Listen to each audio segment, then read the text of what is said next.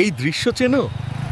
এক বাইকে তিনজন, সামনে বাবা, পেছনে মা, মাঝখানে বাচ্চা।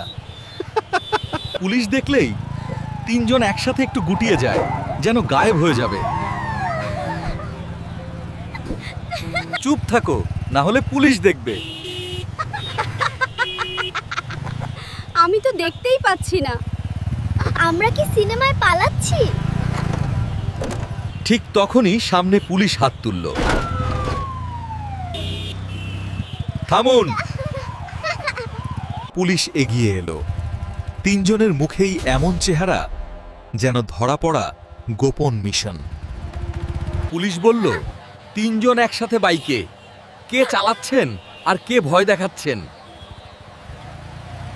বাচ্চা সাহস করে বলল। স্যার, আমি মাঝখান থেকে ব্যালেন্স রাখছি। পুলিশ হেসে বলল, তোমার ব্যালেন্স ভালো, কিন্তু তোমার বাবার বুদ্ধি কই?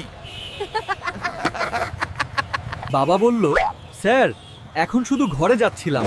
পুলিশ হেসে বলল, ঘর তো হাসপাতালও হতে পারে। মা বলল, ঠিক আছে, কাল থেকে হেলমেট আনবো 3টা। পুলিশ বলল, 3টা নয়, আগে একটা মাথায় দিন। তিনজনই ধীরে ধীরে বাইক চালিয়ে চলে গেল। আর বাচ্চা বলল, মা, আজকে পুলিশই হিরো।